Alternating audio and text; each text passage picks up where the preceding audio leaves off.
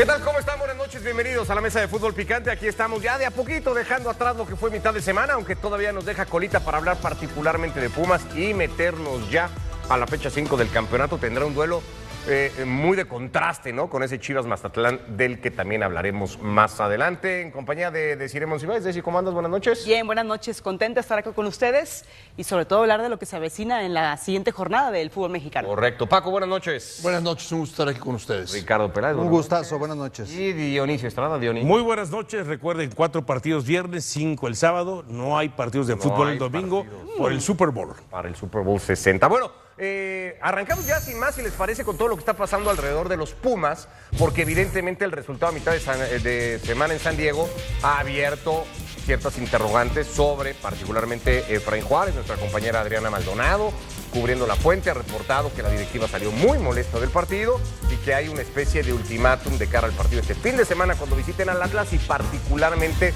próximo martes cuando jueguen el partido de vuelta.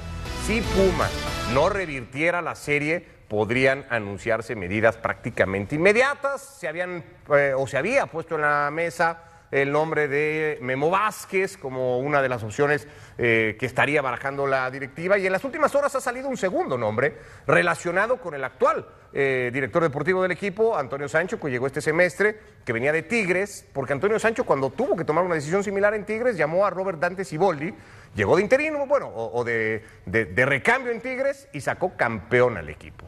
Y el nombre de Robert Dante Siboldi, según cuenta nuestra compañera Adriana Maldonado, ha sonado últimamente también alrededor de los Pumas. Y en la línea telefónica, bueno, y enlazado con nosotros vía video también, está Robert Dante Siboldi para platicar con nosotros esta noche. Robert, te mandamos un abrazo, te agradecemos que tomes la comunicación. Y sin más, ¿hay o no hay acercamiento con el Club Universidad en este momento y con Antonio Sancho particularmente? Buenas noches. Hola, buenas noches. Un gusto saludarlos. Saludos a toda la mesa. Un fuerte abrazo. No lo permitiría tampoco.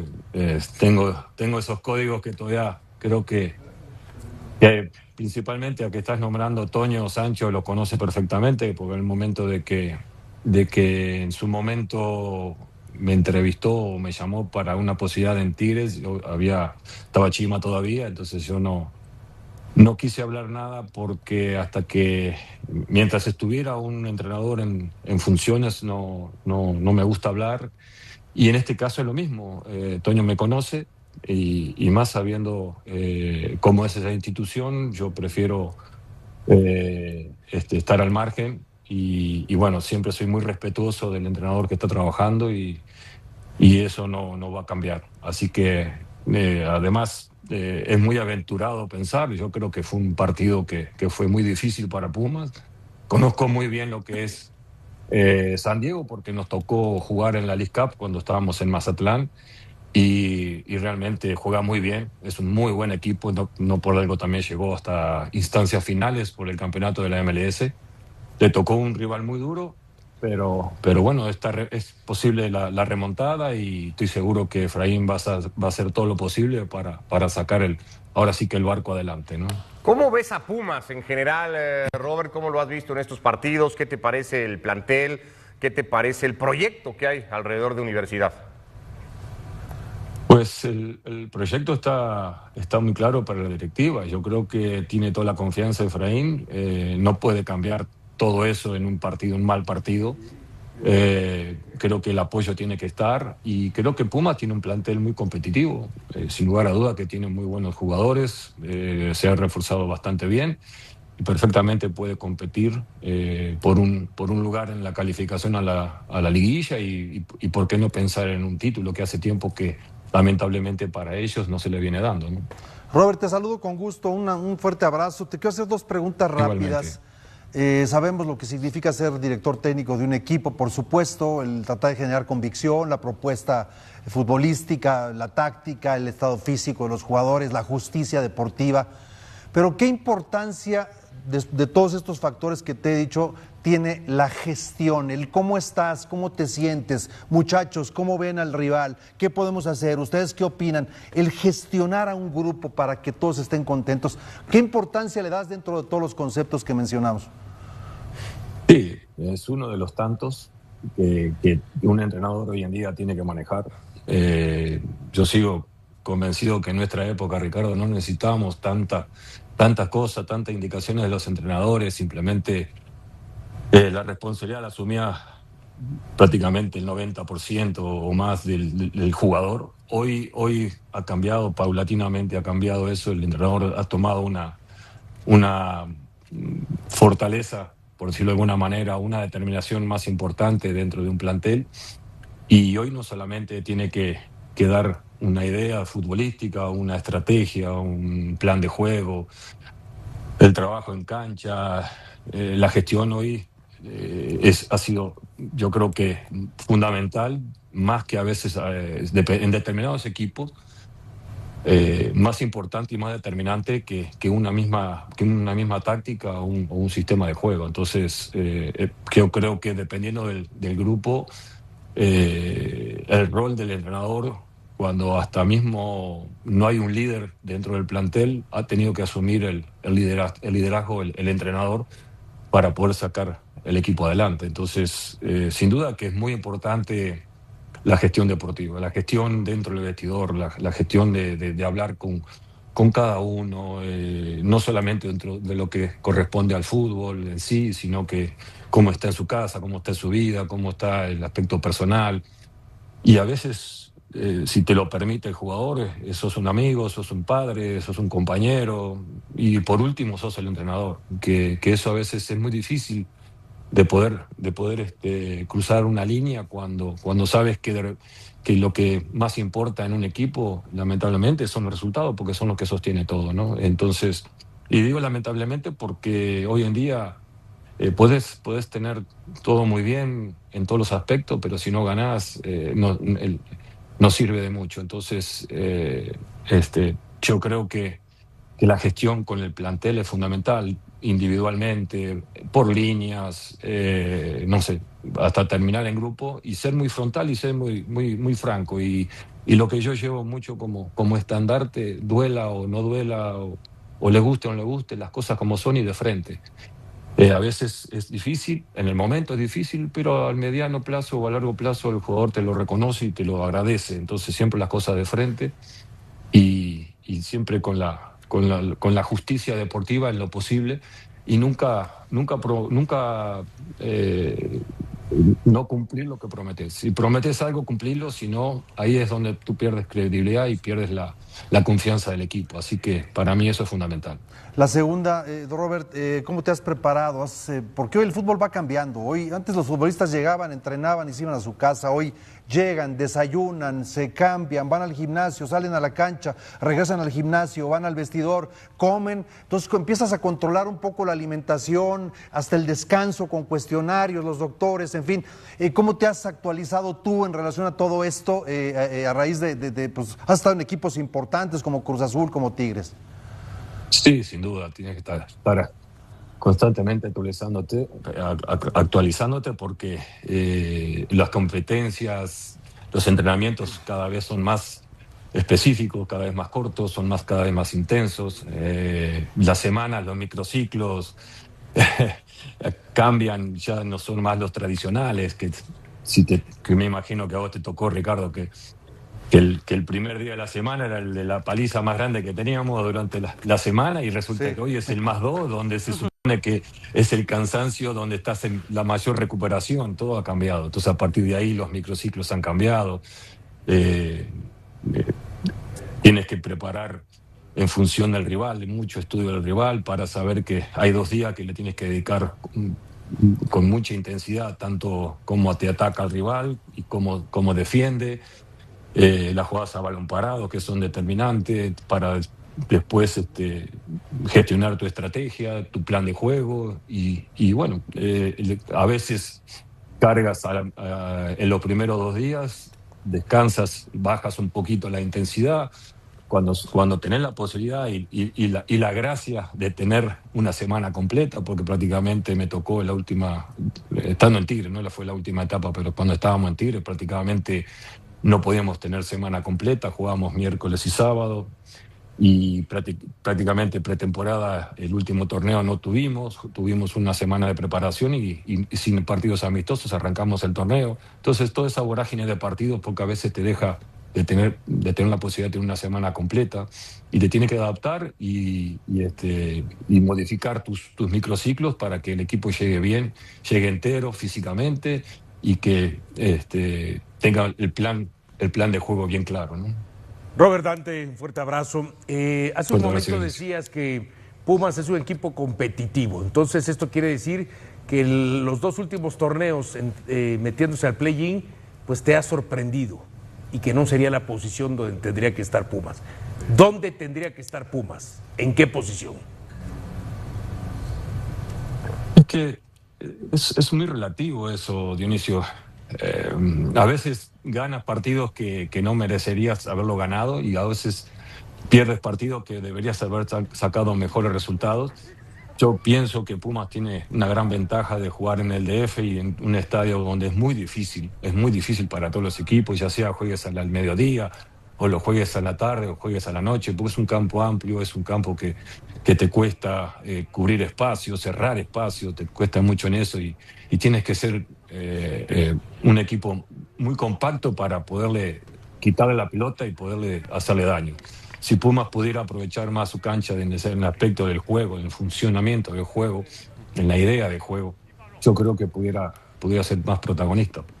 Pero cada entrenador que está en Puma busca ganar de alguna manera, y se le respeta la idea de juego. Eso no quiere decir que te vaya a dar resultados, pero la idea es que tenga una idea clara, valga la redundancia, de lo que quiere que juegue, de cómo quiere que juegue el equipo. Yo pienso que ahí se puede sacar mucha ventaja cuando puedes desgastar al rival, y a veces Puma juega muy directo y a veces termina desgastándose él también. Entonces, pero bueno, eso es lo que yo he visto, y eso a veces también hace que los resultados no sean los esperados y los deseados para la institución. Pero Pumas ahí siempre está, siempre es un equipo competitivo, siempre es un equipo difícil de vencer. Yo creo que Efraín ha intentado inculcar en el plantel esa garra y esa determinación con la que él en su momento jugó estando en Pumas, y bueno, a veces te sale y a veces no te sale. No te podría decir cuánto merece estar o dónde merece estar Pumas, porque es muy relativo eso, ¿no? Siboldi, un gusto saludarte nuevamente. Coincidimos aquel 2017 cuando estaba iniciando la Liga Femenil, estabas en Santos Laguna y lo recuerdo con mucho cariño. Y nos has descrito correctamente lo analítico que eres, ¿no? Como aquel que hace la metodología, como buen entrenador. Pero yo quiero que nos digas el ser humano en cuestiones, primero, si eres un entrenador que le gusta rescatar equipos. En el caso de Santos te requieren y lo haces campeón en el 2018. Después Tigres te requieren 2023. Ahora que andas sondeando la idea de trabajar con Sancho ahora en Pumas, ¿es tu estilo rescatar equipos? Porque Pumas lo necesita en este panorama. Esa es una pregunta. Y la segunda pregunta es el lado humano que te decía con respecto a qué tanto tienes en empatía saber que cuando tú estás dirigiendo, cuando eres el entrenador y que estás sondando por ahí que te van a sustituir, ¿cómo lo manejas? Porque a lo mejor hay entrenadores que también quieren tener tu puesto. Por supuesto, por supuesto. Por eso siempre me he manejado así, es decir, trato de hacer lo que creo que es lo que corresponde. No me gustaría, como ya pasó también, ¿no? Nos ha pasado a todos, que en su momento todavía estábamos en funciones y ya estaba un entrenador contratado. Entonces, yo creo que eso ha ido cambiando y es entendible. Hoy, con la vorágine de los resultados, la necesidad de resultados inmediatos ha hecho que las directivas tengan a 3 o 4 entrenadores ya apalabrados por si en dado caso no se dan los resultados. Es así, hoy ya es así. Pero una cosa que lo maneja la directiva y otra cosa que lo manejemos nosotros los entrenadores, ¿no? Creo que la ética profesional y los valores y los códigos que le llamo yo, esos se tienen que mantener. Al menos yo los mantengo y trataré y lo buscaré hasta que deje de trabajar en esto, ¿no? Pero bueno, ¿qué me decías la primera pregunta? Deciré que se me fue ahora. Sí, no te preocupes. Te decía que si te gusta ser un entrenador que le gusta rescatar equipos, como el caso de Santos y lo de Tigres, ahora que lo requiere Pumas. Sí, como que un poco se ha dado eso, ¿no? Hemos entrado ahí de bomberazo, por decirlo de alguna manera, y nos hemos tenido buenos resultados. Yo creo que ahí, conjuntamente con el cuerpo técnico, con mi cuerpo técnico, hemos hecho un trabajo no solamente en cancha, porque como te digo, no solamente es el campo, sino que el hablar mucho con ellos. El primero, a mí me gusta mucho poner a los jugadores, cada quien en donde le gusta jugar, donde se sienten felices, donde se sienten cómodos, donde realmente nosotros podemos sacarle la mejor virtud. Y eso es lo que yo creo que, más que nada de ingresar y de sacar resultados, yo creo que hemos potenciado también a muchos jugadores, poniéndolos en su posición, y después con los trabajos especiales, con los trabajos particulares, porque no solamente es el trabajo grupal y nos vemos mañana, ¿no? Hay que como lo dijo Ricardo, hoy es una sesión desde que empieza en la mañana, desde que llegan los muchachos, de que cómo llegan, qué desayunan, qué hacen los preventivos, qué hacen los trabajos de preparación, cómo hacen el calentamiento. Ya está todo integrado, porque ya no puedes separar, ¿no?, la parte de calentamiento, lo técnico, lo táctico, no, ya es todo integrado, porque ganas tiempo. Después lo que les toca ir al gimnasio para fortalecer, y después lo que tienen que trabajar en campo, quedarse a hacer trabajos especiales para mejorar en lo individual, y para luego comer y después retirarse a su casa. Todo eso hoy ya prácticamente son 6 o 7 horas que el jugador está en la institución. Y bueno, ni hablar nosotros, que prácticamente estamos todo el día en el club, porque tienes que siempre estar planeando y armando lo que son las estructuras de los entrenamientos, y también lo que es el partido y los viajes y todo eso. Te inmiscuyes en todo, y eso es fundamental para que la organización de todo salga a la perfección. Entonces, en ese aspecto, yo soy más de eso, más de poder mejorar en el aspecto individual, y no solamente en lo futbolístico. Como te digo, me gusta involucrarme también hasta donde te deje el jugador, de poderlo ayudar como persona. No soy nada de recordarle al jugador de lo que fui, eso fue ya historia, pero sí la experiencia. A veces te preguntan cómo hice, cómo me fue, qué fue lo que pasó, y cuentas como experiencia, pero no quiere decir que sea adaptable a los tiempos de hoy. Simplemente es para que ellos entiendan que también tuvimos su edad, también tuvimos sus inseguridades o sus flaquezas, y en el momento cómo la resolvíamos, ¿no? Entonces, eso yo creo que más lo que importa y lo que les interesa, no para copiar, simplemente para entender y poder comprenderlo y poder caminar con ellos y sacarlos adelante, ¿no? Robert, me da mucho gusto saludarte, un abrazo a la distancia. Llegaste hace muchos años a México, nos tocó jugar varias veces en contra, ahora te he seguido como técnico, siempre te has manejado igual. Tuvimos una charla en el avión, coincidimos, íbamos a Cancún, me parece, al draft. Sí, acabas de ser campeón tú con Santos. Y me llamó mucho la atención tu ecuanimidad, ¿no? Acababas de ser campeón, de ganar un título, y la ecuanimidad de siempre, en las buenas y en las malas, así te has manejado. Triunfaste también en Tigres, en Cruz Azul estuviste muy cerca. Creo que eres un técnico que muchos equipos quieren trabajar con él, pero tú dijiste algo que yo lo anoté aquí antes de que tú lo mencionaras, porque creo que así te has manejado y así te ubicamos: frontal, directo, transparente y de códigos. Algo que se ha diluido últimamente, porque los vestidores han cambiado, porque el fútbol ha cambiado.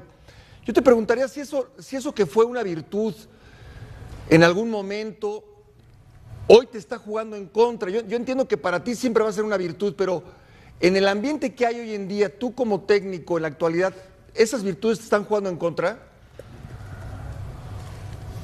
No lo sé, Paco. La verdad no lo sé, no sabría decirte. Soy así, y creo que seguiré siendo así hasta que deje de trabajar en esta profesión. Pero te agradezco todo lo que has mencionado de triunfos, por decirlo de alguna manera, ¿no?, de logros, pero créeme que han sido más los fracasos y lo que hemos sabido levantarnos, y eso es victoria que tengo yo. Eso, los triunfos sí son buenos y son bien recordados, pero los fracasos a veces son los que te dan los reveses, los que te dan la madurez, la experiencia, el volver a levantarte. El viaje que le llamo yo, ¿no? A esto, lo que dura el viaje, el disfrutarlo, a veces nos toca la otra parte que también nos hace replantearnos cosas, de seguirnos preparando, de seguirnos actualizando. Y yo creo que la ecuanimidad en la que tú mencionas, creo que la ha dado la profesión, la profesión que todavía uno la vive, por más que está de entrenador o director técnico. El hecho de haber sido arquero o portero, como se dice en México, siempre ha hecho que tengamos una ecuanimidad, ni fenómeno, como decía don Garisto, que en paz descanse, ni fenómeno cuando ganamos, ni espantoso cuando perdemos. Entonces siempre tratar de disfrutar los momentos y de también los momentos amargos, porque todo pasa. Todo pasa, los triunfos cuando se dan pasan y las derrotas cuando se dan también pasan y siempre tenés que estar mirando hacia adelante, siempre estar pasando la hoja, que te duela, también disfrutarlo de diferente manera, ¿no? Pero el duelo cuando perdés, porque eso quiere decir que sentís la derrota, que todavía estás con esa pasión, con ese fuego por dentro, que te duelan las derrotas y lo transmitís 1 o 2 días y después ya pasás, cuando vuelves a entrenar, ya vuelves a empezar a pensar en lo que sigue y a prepararte y a disfrutar después cada semana, cada trabajo, cada entrenamiento, porque lo disfrutas mucho, ver cómo evolucionan los muchachos, cómo se preparan. Eso es una gran satisfacción de poderlos ver y disfrutarlo, pero siempre manteniendo los pies en la tierra, ¿no? Entonces creo que eso es una característica mía, quizás por la profesión que ejercí durante muchos años. No Ricardo, viste, que Ricardo, como era el goleador, él sí la disfrutaba y siempre cuenta los goles. Sí, es que le metí muchos goles a Siboldi. Sí. Vamos a buscar por ahí el dato. Hasta lo lesionaste una vez de un brazo. Sí, caray, perdón, Robert, perdón. Tú sabes que en un partido, como te contaba, se me desprendió un cuernito del bíceps. Y vos sabés que, por un lado, me quedó, viste, cuando hago el del bíceps se me levanta más, pero es porque la realidad es que hubo un desprendimiento del bíceps. Y seguí jugando, sentí un latigazo, seguí jugando. Y la verdad que después me di cuenta, cuando terminó el partido o al otro día, me di cuenta de que me había pasado eso. Pero bueno, es un recuerdo que me dejaste hasta ahora. Mira, no solo te los llevabas, alguno dejabas también por ahí. Te ofrezco, ¿Qué pasó? Y también te ofrezco una disculpa, Robert, porque... Por favor. 50 años después. No, te ofrezco una disculpa porque la gente debe saber también que cuando yo estaba en Cruz Azul como presidente deportivo, más por obligación, fue porque te entrevistaba, platicamos y todo, yo tenía otra idea futbolística con otro técnico en ese momento y no fue realmente porque llegaras tú, al contrario, creo que te quedó claro, me hubiera encantado trabajar junto a ti, pero realmente yo tenía otra idea y me quisieron imponer algo, cosa que yo no acepté, ¿no? No, eso es muy respetable y lo entendí perfectamente. Esto es fútbol y se entiende que tú tenías una idea. Y bueno, yo llego por otro lado y nada que ver, no era nada en contra tuyo tampoco, ni con el que tú estabas pensando en ese momento que pudiera ser el entrenador de Cruz Azul, simplemente las cosas se dieron así y lo entendí perfectamente. Yo cumplí la función que me pidió en ese entonces del presidente, venir a entrevistarme contigo, porque todavía estabas en funciones y era lo más lógico. Y sin ningún tipo de problema, creo que hablamos muy bien en tu casa y te agradezco que me hayas atendido y bueno, nada, simplemente la vida nos puso en ese punto y después cada quien tomó su decisión y es perfectamente entendible, ¿no? Qué estuche de monerías, Peláez, le desprende el hombro, después no lo quiere como técnico. Qué bárbaro, Peláez. Y los goles que me hizo, la verdad, era muy Robert, le dolió más los goles. Robert, una preguntita Sin más, duda. trabajaste en Fuerzas Básicas de Santos, ¿eso para ti lo consideras una ventaja en alguna decisión que pueda tener Pumas, sabiendo que Pumas ha descuidado algo de sus fuerzas básicas y puedas otra vez imprimirle algo al espíritu universitario? Si tuvieran que decidir los directivos, ¿no? Sobre algún otro técnico. Yo creo que es una gran virtud. Bueno, yo lo hice porque me apasiona la formación, realmente. Me apasiona de sobremanera el tema de la formación. Pero no lo sé, eso se pondrá en la balanza, pero no solamente para Pumas, sino que para cualquier otro equipo. Yo creo que esté interesado en que podamos aportarle algo a la institución en las fuerzas básicas, que yo creo que en todas las instituciones hay grandes profesionales trabajando, pero si es un plus, nada más, es por eso, pero sí, hablando de fuerzas básicas de Pumas, realmente creo que ahí es donde yo creo que ha radicado un poquito, específicamente ahora que estamos hablando de Pumas, pero cuando yo me acuerdo, cuando llegamos a México, Pumas era de los equipos que tenía de las mejores canteras en el fútbol mexicano. Es una lástima que, bueno, que se dejó o no se ha tenido el resultado que han querido que ha querido la directiva y la afición con respecto a sacar jugadores de la cantera, ¿no? Perfecto, Robert, te mandamos un abrazo. Si cualquier cosa llegara a cambiar en las próximas horas, que conste que volvemos a hablar la próxima semana y seguiremos la plática. Te mandamos un abrazo, buenas noches. Saludos, Robert. Abrazo, Con mucho gusto, un Robert. fuerte abrazo. Igualmente. Abrazo Que no para sea todos, como un placer. Peláez, que después no contesta el teléfono. Siboldi, a información de nuestra compañera Adriana Maldonado, cubriendo la fuente de Pumas, Siboldi es a día de hoy, junto a Memo Vázquez, los dos grandes candidatos por si el club toma alguna decisión en los próximos días. Hemos platicado con Siboldi, de momento dice contacto no hay ninguno. Sancho sabe cómo me comporto y no habrá Pero si hay que aclarar, hasta que no pase nada. si hay que aclarar que hoy Pumas tiene un director técnico, Que es Efraín Juárez, que va a dirigir el partido del sábado contra el Atlas y que va a dirigir el martes también contra el equipo de San Diego. La primera en Fútbol Picante, venimos, hay información de América, actualidad con el tema Aguirre, debutó Obed Vargas con el Atlético, debutó Álvaro Fidalgo con el Betis, hay información de Fidalgo con respecto a selección, hay previa de Chivas mañana en Mazatlán, en fin, venimos. Bueno, se jugó hoy el partido de los cuartos de final de la Copa del Rey entre el Betis y el Atlético de Madrid. Terminó en goleada 5-0 del Atlético en la Cartuja sobre el Betis, pero dejó un par de noticias para el fútbol mexicano. Los debuts de Obed Vargas con el Atlético de Madrid, jugando los últimos 10 minutos de partido, fue el quinto cambio del Cholo Simeone, y de Álvaro Fidalgo con el Betis. Declaró Fidalgo, no es la manera que uno quiere debutar, pero ya estamos aquí.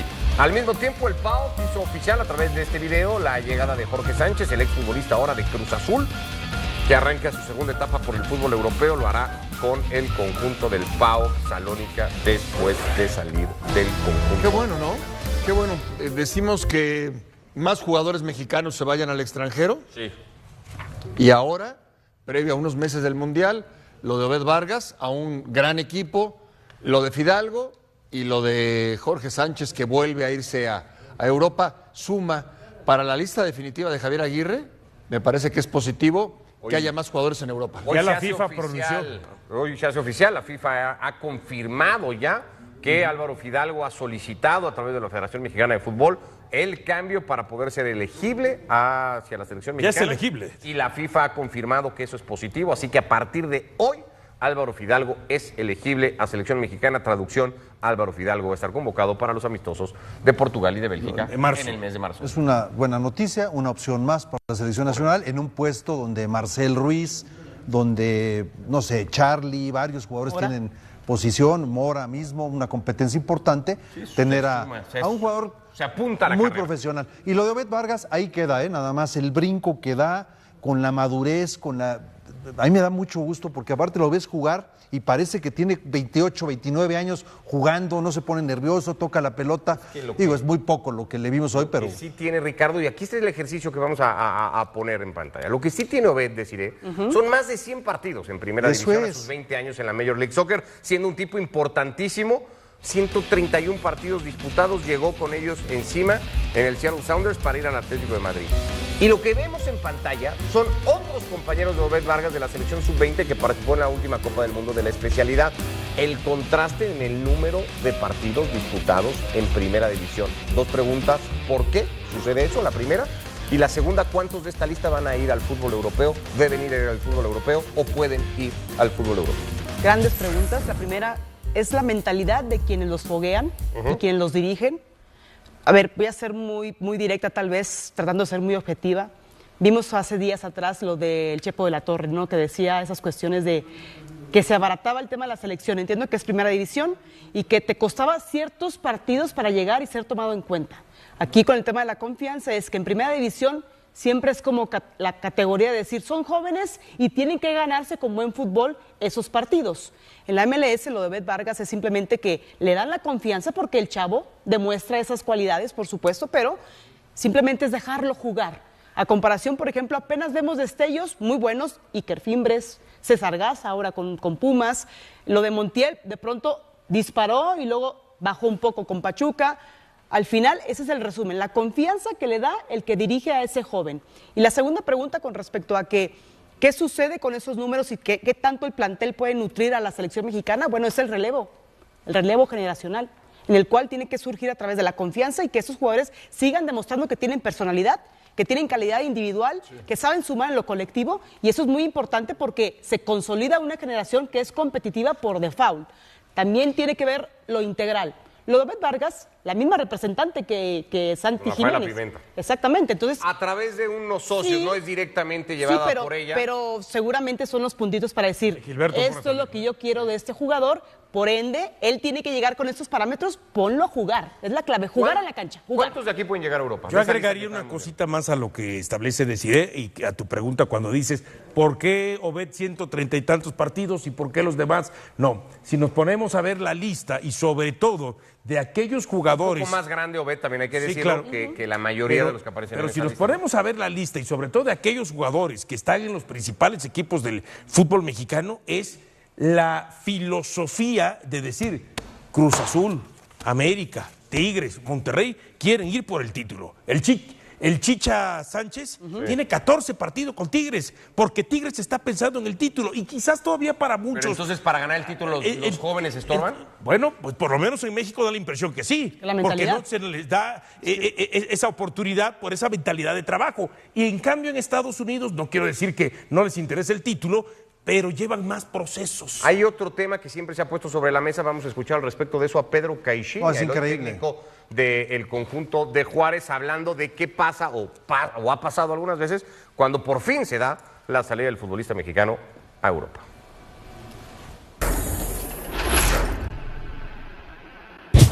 En Portugal, por ejemplo, no tienes límites de extranjeros y los jóvenes pues tienen su espacio y en términos de selección también tenemos una gran selección. Lo que es la capacitación del joven futbolista no va a tener su espacio nada más porque existe una regla de menores.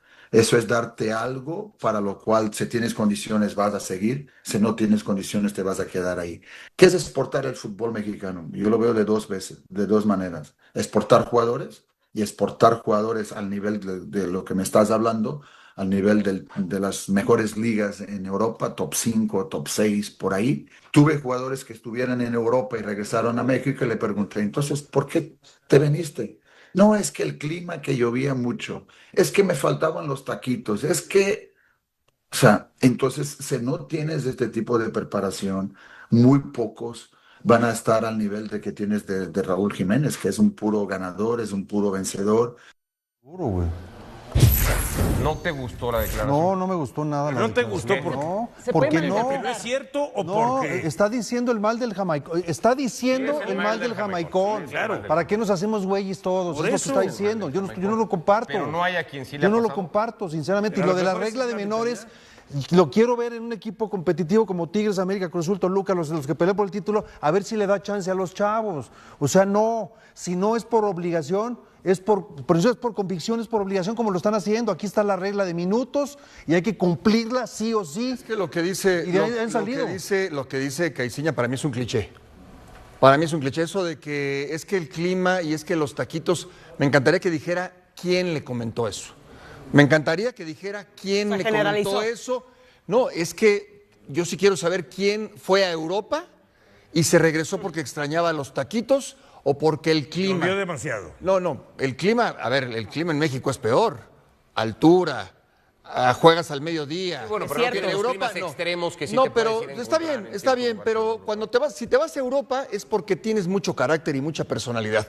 No te regresas porque extrañas los taquitos. Eso, claro, en la época del jamaicón, ¿no? Eso se Hace dice. 40, 50, 60 años quizás sí. El fútbol mexicano actual ha cambiado mucho. Me llama la atención y me extraña de Pedro Caixinha. Ahora, si me dice nombre y apellido de 2 o 3 o 4 jugadores mexicanos, yo me quedo callado. Pero a mí se me hace muy, muy raro muy extraño que lo haya dicho de un futbolista que fue a Europa. Y de la lista que vimos ahí, ¿quiénes pueden ir a Europa?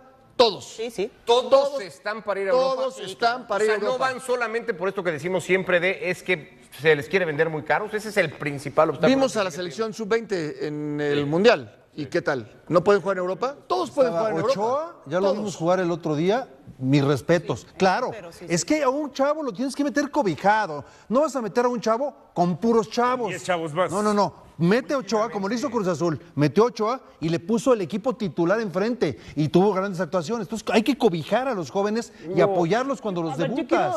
Quiero dar a entender, o más bien, describir lo que yo entendí con las declaraciones de Caixinha. Estoy de acuerdo contigo que ya es muy anticuado.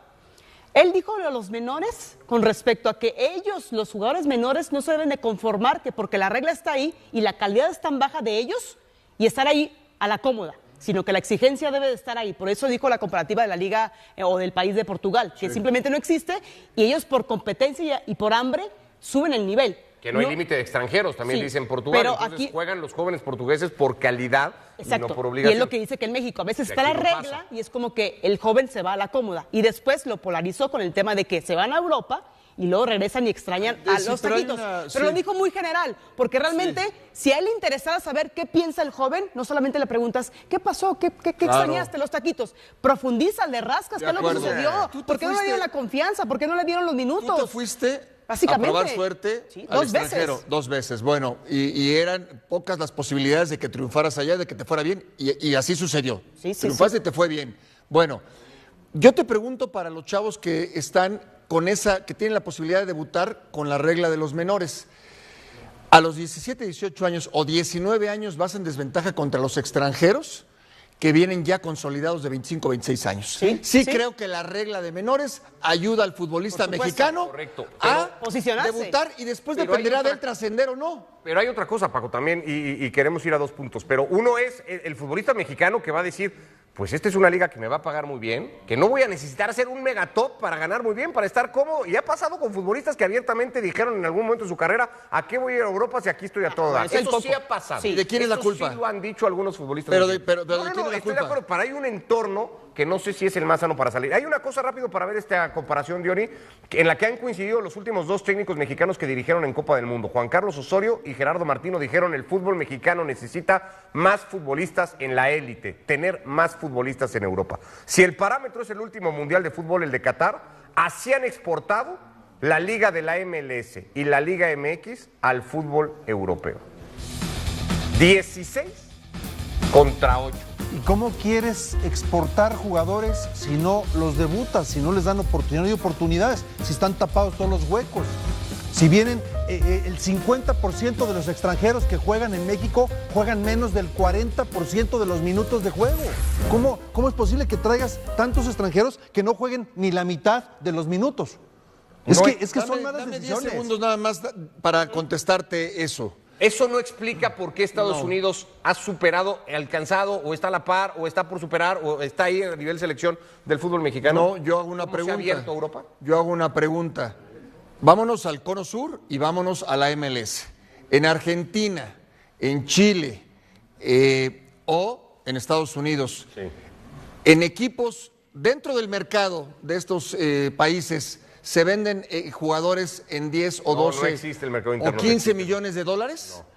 En México sí. Esa es la respuesta. En México sí. En la MLS no, ¿eh? En Argentina tampoco. En Chile tampoco. En México sí. De Monterrey América, de Santos América, te los venden en 12, 14 millones de dólares. Esa es la diferencia. Ahora, yo agregaría, esa es la diferencia. Yo agregaría también otra situación cuando Pedro Caixinha dice, no hay límites de extranjeros en Portugal y los jugadores jóvenes tienen su espacio. Sí, pero allá los equipos, sea desde el más top o hasta el más bajito, trabajan en las fuerzas básicas. Más allá de que compren también jugadores, y cuando compran jugadores, también las trabajan. no les dan herramientas adecuadas para trabajar se bien potencien las fuerzas jóvenes. básicas ¿Qué es trabajar? para verlos. En México también. Aquí No, se pero trabaja muy bien en México. A ver, algunos. A ver, No, ya pero te voy. no la mayoría. No. Ahí te a van. ver, Chivas, Pachuca. Todos, Paco. No, Todos es que cumplen con las bases. claro. Chivas, Pachuca, Ya. América, Monterrey, Tigres, pero Toluca. Pumas, ¿no? No. Bueno, Pumas ha dejado de trabajar, ¿eh? Por eso. Pumas ha todos, dejado de trabajar. Eso, pero yo lo que voy es la relación de que ellos las trabajan y sacan calidad y cantidad. Acá puede sacar cantidad, pero les cuesta trabajo sacar la calidad. Gonzalo Pineda hablaba el otro día y comparaba el trabajo de básicas en México y en Estados Unidos y dice, en México todos los clubes tienen desde infantil hasta sub-18, sub-19 o sub-20. En Estados Unidos ni siquiera, ¿eh? Hay 2 o 3 categorías básicas. Es un cliché y, sin embargo, también, están ¿eh? Es sacando que más. tanto hay sirve que si los trabajar trabajas las así, fuerzas ¿no? básicas. Bueno, como pues si no sí. lo supiéramos, por Dios. Bueno, pues parece que no lo supiéramos o no nos interesa. Bueno, todo esto provocado por lo que ha sido el impacto de Obed Vargas y la Se llegada. enojó, no, y al- porque se enojó Peláez con Caixinha. Pausa y venimos. Juega Chivas contra Mazatlán. El que ha ganado todos sus partidos contra el que los ha perdido todos. No puede haber más contraste en el juego.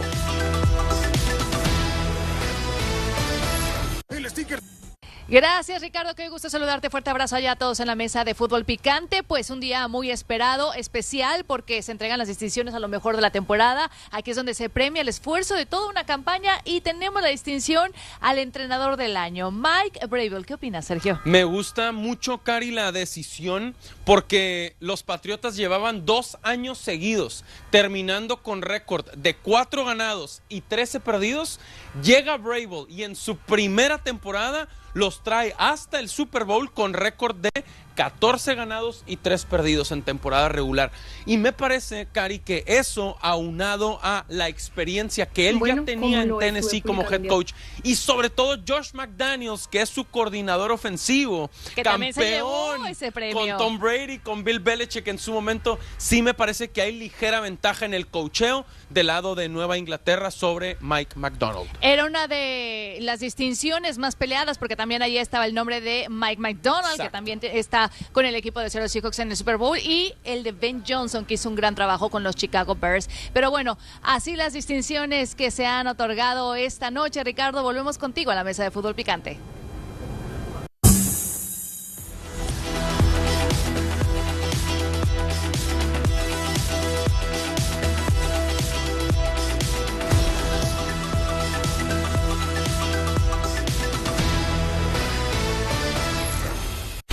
Bienvenido.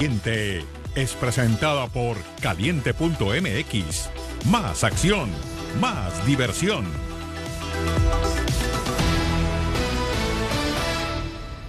Fin de semana de la fecha 5 del Clausura Mexicano y por eso te invitamos a que te registres en Caliente.mx para que recibas 1,000 pesos de regalo y le metas a tu equipo favorito. Esta es una opción de parlay con 3 partidos y esto es lo que estamos viendo y sugiriendo nosotros. Triunfos de Chivas y de Pumas de visita en los campos de Mazatlán y de Atlas y la victoria de América en casa ante Rayados. Si estás de acuerdo con esta combinación y le metes esos 1,000 pesos, puedes llegar a cobrar hasta 6,937 pesos. Caliente.mx, más acción, más diversión. Esto fue La Zona Caliente. Si juegas con Caliente.mx, juegas con Fútbol Picante.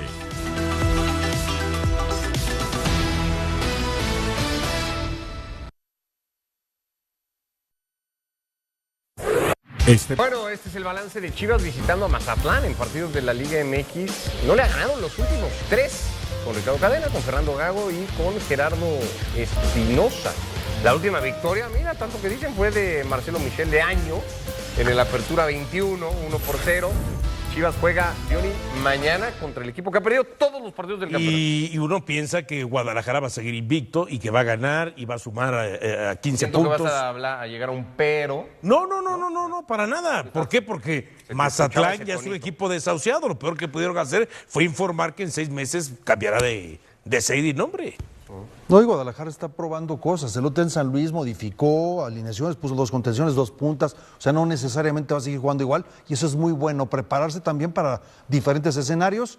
Y creo que sí va a ganar. Yo sí creo que va a ir a ganar, va a sumar su 5ª victoria. Sería sorpresivo que no supiera. Es lo que te iba a decir, sería sorpresivo si un empate, por ejemplo, y se le puede atacar a un Guadalajara que ya perdió la racha ganadora. Yo considero que no. Va básicamente a ganar ahí en el Encanto, entonces básicamente es esperar qué tipo de formación va a hacer Chivas. ¿Que no va a ganar? Que va a ganar. Ah. Sí, que va a ganar por el papel y lo que presenta Mazatlán, pero se le puede congestionar a este equipo. A ver, tampoco sería nada raro en el fútbol mexicano que estas cosas pasen, ¿no? Que el menos pensado le saque puntos al que es clarísimamente favorito. Sí, ¿no? porque no es una liga de 5, no es una liga de los Big Five. En donde, es una liga donde todos le pueden ganar a todos. 3+1. En donde importa, sí. Cualquiera le gana a cualquiera, pero es muy favorito Chivas.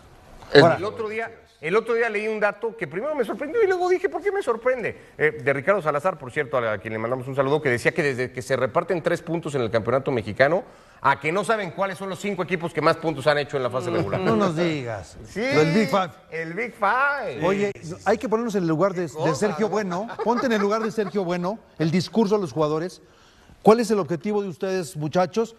Quedarse en primera división, que los vean los demás equipos y puedan, al Atlante o el equipo que venga, porque dicen Mazatlante, ¿no? Que los vean otros equipos y que puedan quedarse en la primera división. En la producción alguien le dijo el mazapán.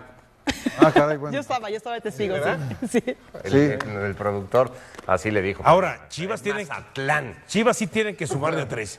Porque hay que recordar que después viene el Clásico Nacional, viene Toluca, viene Tigres también, Toluca y Tigres, o Monterrey, viene una etapa difícil. ¿Para quién? Para Chivas y para los rivales puede también. pasar, sí. Puede pasar, es muy probable que pase que Chivas gane el 5º consecutivo y que, por ejemplo, América pierda con Rayados y así lleguen al Clásico. Sí, perdiendo América con Monterrey. Pudiera ser. Yo no creo que América vaya a perder con Ni Monterrey. yo, pero sí existe esa posibilidad. Sí, bueno, y existe la posibilidad de que Chivas pierda con Mazatlán. Sí, pero si tienes que agarrar, lleguen más probable o más posible que pierda el fin de semana, uno diría, el América puede perder y Guadalajara te cuesta más trabajo creerlo. Sí, pero yo sí veo a Chivas, igual que todos, yo creo que vamos a coincidir, a Chivas entre los 4 primeros. Sí. ¿De dónde? No, sí, yo. Sí, aunque se ríe Ricardo. Al final del torneo, no sé, yo no apostaría. Yo al final del torneo no lo pienso. Del Tú torneo nunca vas a apostar a favor. No, es que no. Al final del torneo no estoy seguro, ¿no? Puede pasar, pero así Va a pasar. apostar desde Bueno, ahorita. ¿quién se va a quedar afuera? Califican 8. Por eso no, pero para que Chivas sea cuarto, hoy en esa ¿quién se tendencia va a quedar del afuera? América, El Big Five, Chivas y luego. Por eso, pero no me respondiste. Monterrey. No, o América, ¿Monterrey? para cómo está la cosa, ¿no? Que es el que hoy está fuera de. Desi, ya nos vamos, Paco. Gracias, buenas noches. Ricardo.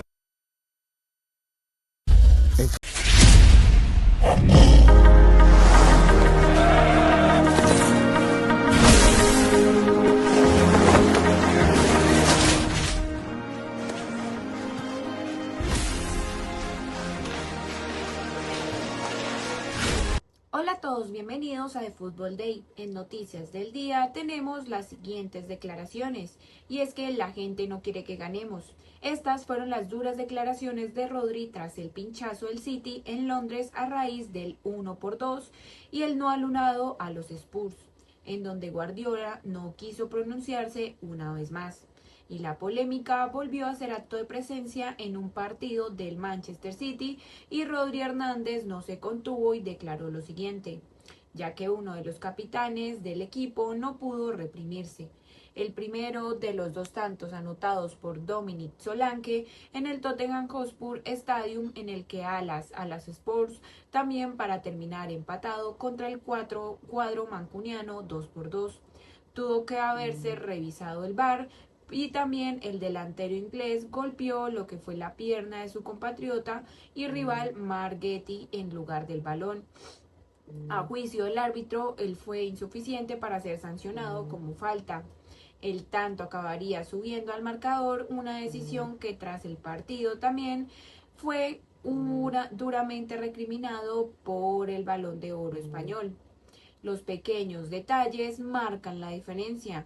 Soy uno de los capitanes y hoy quiero decir que sinceramente no sé qué siento. He visto ahora las imágenes y porque, por supuesto, en el campo no se puede y básicamente también hay una falta claramente en la primera acción.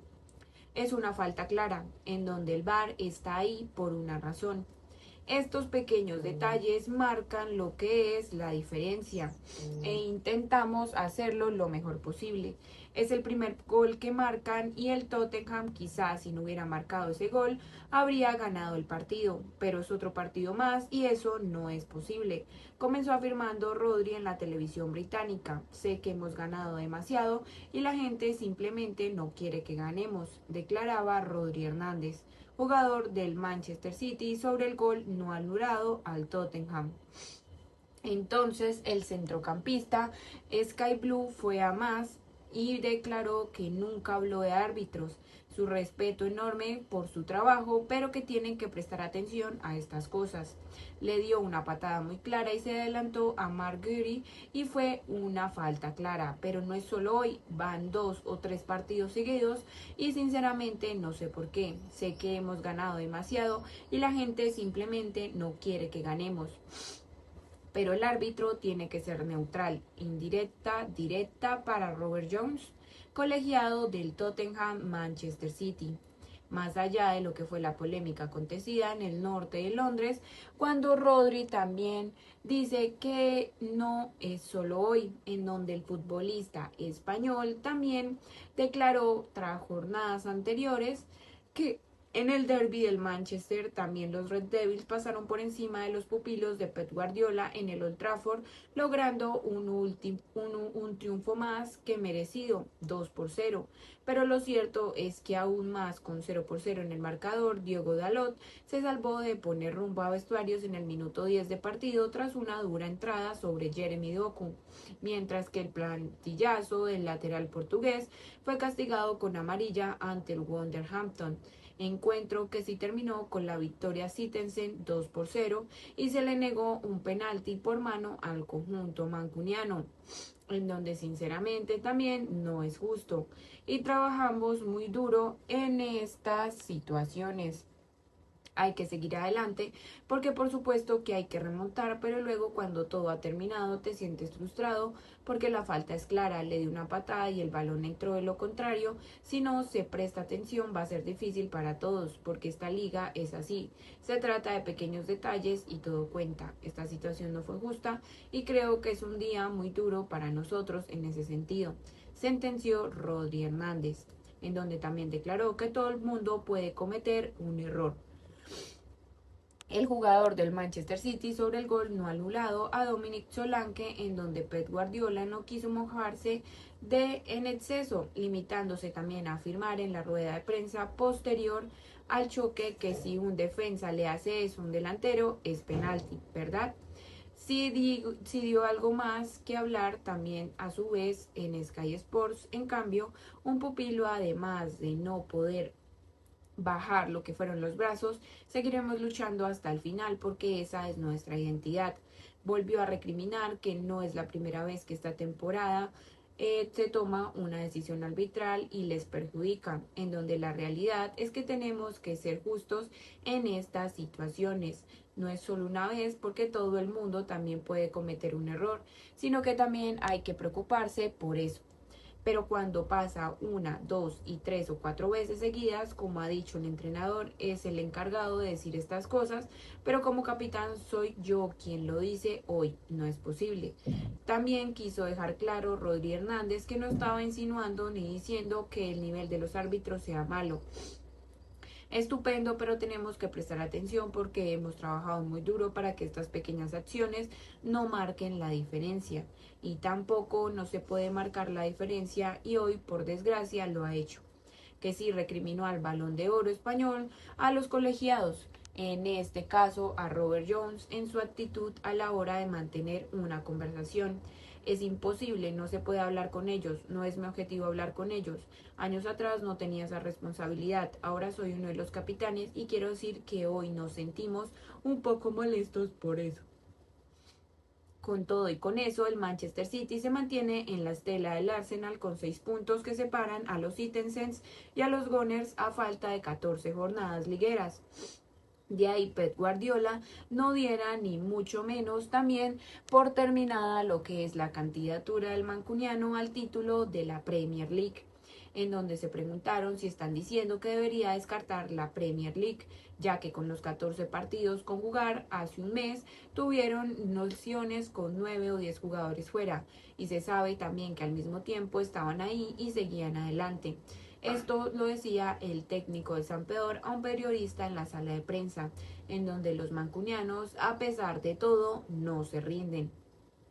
Por otro lado, en otras noticias tenemos el Chelsea 3-2 con el West Ham de Cucurella y Enzo aplaca el efecto James en el West Ham. Con agónica remontada del Chelsea con un 3-2 tras irse 2-0 al descanso, debutó Adama con los Hammers, en donde el argentino Enzo Fernández culminó en el tiempo añadido la remontada del Chelsea, que se fue al descanso perdiendo 2-0 ante el West Ham y sumó su tercera victoria consecutiva 3-2 en la Premier League, que le colocaba en la cuarta plaza de forma provisional, en donde los visitantes se adelantaron por medio de Harold Bowen y Crescencio Summerville, que los tantos de Joao Pedro, Marc Cucurella y también Enzo también en todos en la segunda parte dieron la vuelta al marcador en un encuentro que acabó con una gran tangana que provocó también lo que fue a la expulsión de Jean-Claire Todibo y también varias amarillas. Liam Rosselló, técnico del Chelsea, que sigue invicto con 3 partidos y que ha dirigido en el entorno doméstico, hizo rotaciones y dejó en el banquillo a Cucurella, Joao Pedro y Pedro Neto, que también participaron en la victoria entre semana en Liga de Campeones, que aseguró el pase directo a octavos y que iban a ser decisivos en el encuentro.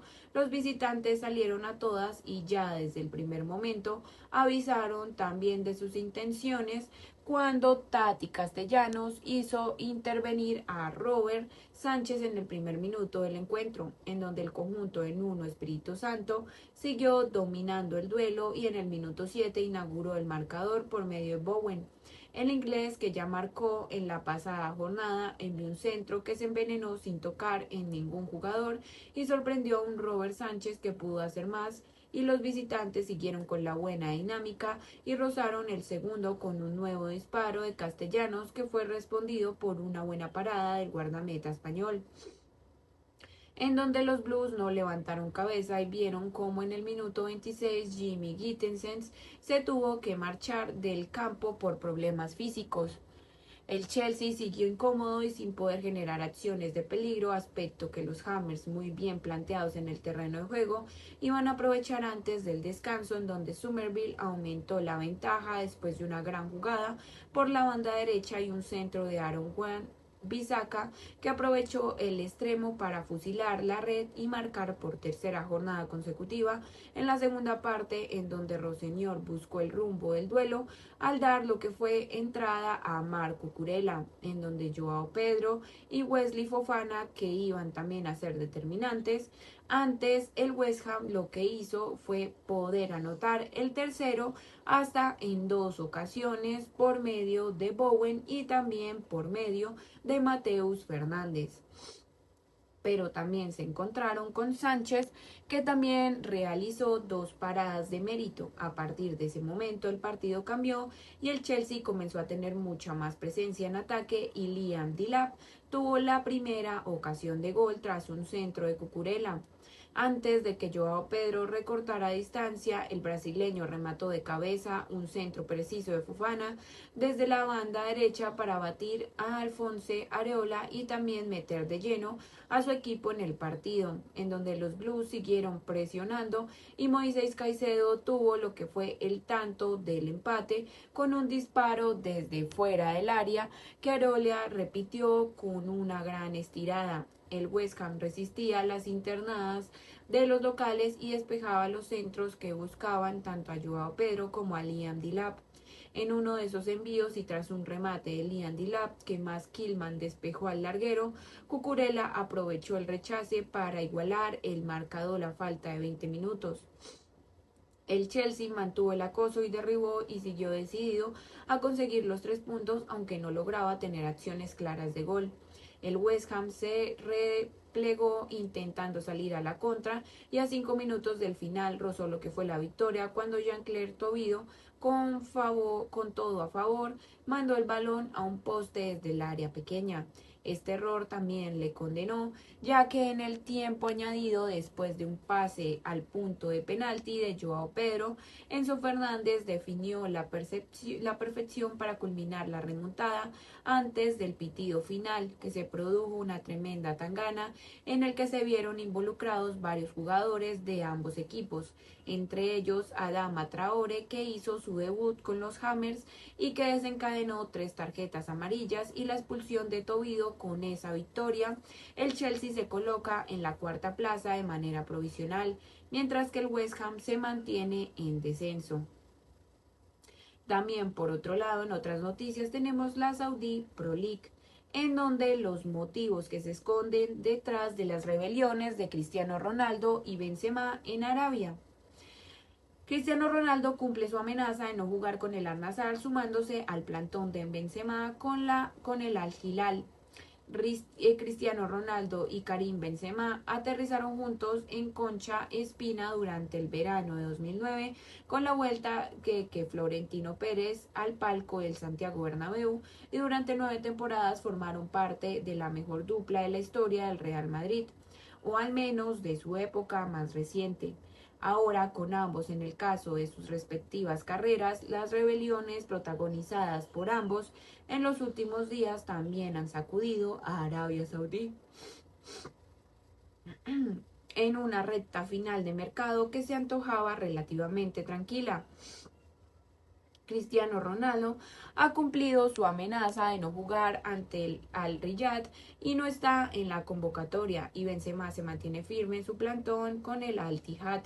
Para poner todas las cosas en contexto, cabe matizar ciertas cuestiones capitales en el funcionamiento de la Saudi Pro League de un tiempo a esta parte. En su objetivo por diversificar las fuentes de ingreso del país, el PIF, es decir, el Public Investment Fund, apostó de forma contundente por un desarrollo de su liga, y para acelerarlo intervino directamente en 4 clubes que están bajo su dominio: el Al-Nassr, Al-Hilal, Al-Ittihad y el Al-Ahly. A partir de ahí, otros clubes como el Al-Qadisiyah, Al-Shabab y el Al-Ettifaq o Neom, en la última instancia, son propiedad de algunas de las empresas más potentes de Arabia Saudí, en donde la llegada de Cristiano Ronaldo en el invierno 2023 puso en marcha lo que fue una maquinaria que no ha parado de invertir cantidades desorbitantes desde entonces, alterando lo que es el funcionamiento normal del mercado. Y hasta entonces, sin ir más lejos, el propio Karim Benzema puso rumbo a Al-Ittihad 6 meses después, tras finalizar contrato con el Real Madrid, y Al-Hilal invirtió 90 millones de euros para firmar a Neymar. Menos de 3 años después de aquello, Benzema ha levantado la mano, y es que a menos de 6 meses para finalizar contrato, la información publicada por el equipo la semana pasada es que Benzema se habría sentido insultado por la oferta de renovación presentada por el Al-Ittihad, y por ello se habría declarado en rebeldía. De hecho, no han participado en los últimos duelos ante Al-Ettifaq y Al-Nassr, viendo la negativa del Al-Ittihad a dejar salir a Diaby o a Kanté. La sensación es que esta situación se iba a prolongar hasta que expirase su contrato en junio. Sin embargo, la salida de Marcos Leonardo ya no cuenta como jugador sub-21. Rumbo al Atlético de Madrid ahora cobraría sentido por la ofensiva que habría lanzado el Al-Hilal para hacerse con los servicios de Benzema en este mismo mercado invernal. Ahora bien, no deja de ser extraño teniendo en cuenta que, aunque las direcciones también deportivas sean diferentes, ambos clubes están controlados por el PIF. En cualquier caso, este movimiento por Benzema estaría dispuesto a realizar al Al-Hilal en estas últimas horas, un desatado en donde la ira de Cristiano Ronaldo también se ha declarado en rebeldía, y no se vestirá de corto con Al-Nassr esta tarde para medirse al Al-Riyad en plena lucha por el título de la Saudi Pro League con Al-Hilal. También sería de hecho el primero que gane con carácter oficial desde su desembarco en Arabia una brecha de 215 millones, de acuerdo con la información publicada en Abola, en donde Cristiano también siente que el PIF no respalda de la misma manera a los clubes que tienen bajo su dominio. En cierta medida no le falta razón, y es que según los datos ofrecidos también por Transfermarkt, Al-Hilal ha invertido un total de 624 millones de euros desde el verano de 2023, por los 409 del Al-Nassr por detrás, y ya vendría Al-Ahly con 380 y Al-Ittihad con 334, con cifras más parejas. clubes con mayor gasto de Arabia Saudí 2023 al 2026. En primer lugar tenemos al Al Hilal con 624 millones. Segundo lugar, Al Nassr con 409 millones. Tercer lugar, Al Ahly con 380 millones. Y cuarto lugar, Al Ittihad con 334 millones. Y por último, en quinto lugar, Al Qashqai con 213 millones. La situación, lejos de corregirse, ha ido a más durante esta última ventana, puesto que Al Nassr apenas ha incorporado a Haider Al-Bukarem y joven mediocentro iraquí procedente del Al-Zawra, mientras que el Al Hilal ha reforzado lo que es su plantilla con nombres como Kader Meite, Reines de 30 y Murad Al-Kazawai con 8.3, Sultan Madash con 4,43, Pablo Mari con Fiorentina con 2 y Riyad Al-Dosari con el Al-Khelé.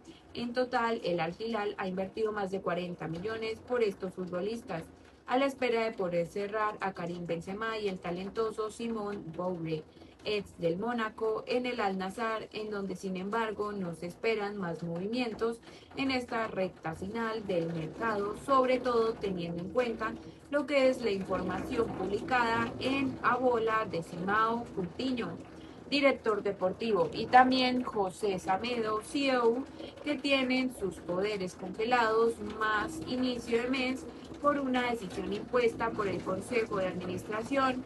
Y todo esto embrolló a que no ha hecho más que seguir aumentando el nivel de crispación de un Cristiano Ronaldo que ya se marchó tremendamente caliente en el último duelo entre el Al Hilal y el Al Nassr.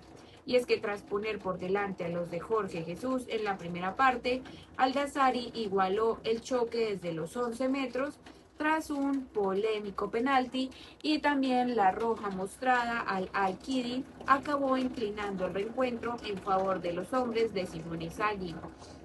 A la vista está que es un culebrón con bastantes aristas y no parece tener una solución sencilla que vaya a contener a todas estas partes.